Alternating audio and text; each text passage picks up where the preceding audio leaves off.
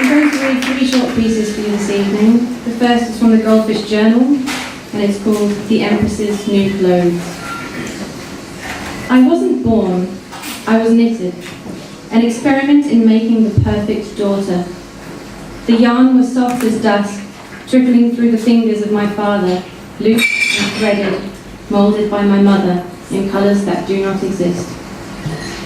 I was a skinny child, my legs 2 lengths of string with knots for knees, but I was a keen athlete regardless. Each dance would unravel me, each swim would shrink my loose stitching.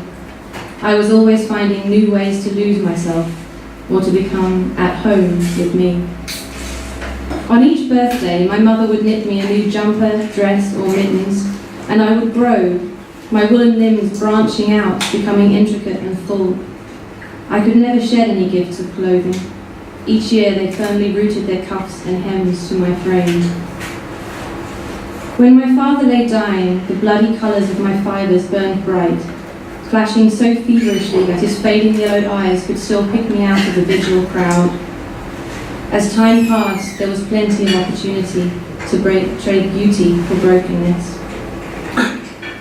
I am beginning to notice that my mother is shrinking. It strikes me that she is an image of my grandmother's ghost, as if she is somehow falling her own mother to the grave. I see the future. My mother still grips her needles, and they unwind me, threadbare, to the end.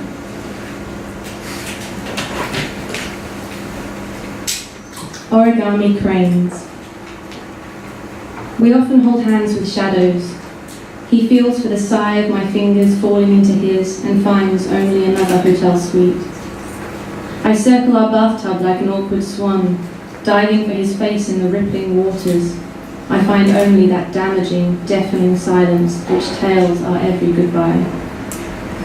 Your limbs have folded mine into origami cranes. I am new to this folding and unfolding by clock and calendar. I practice my dexterity daily, trampling our hall carpet like a baby giraffe. At night, I slot tears behind eyelashes and pace London's streets. I am a caged tiger, howling my animal loneliness through the long days of summer, my whiskey-laden belly aching in spasms like tiny blinking lights. For a mother.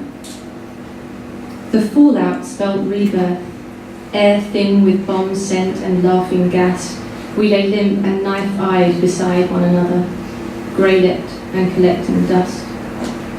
The nurses swamped us with fact and curled handwriting, joined up just as we were for 19 years. Nobody else could touch us. Mother was a ghost. She kissed my infant neck as if I were broken glass. Her smile smelled of spilled milk. I wanted to love her. Guilt at being 2, when 1 would suffice.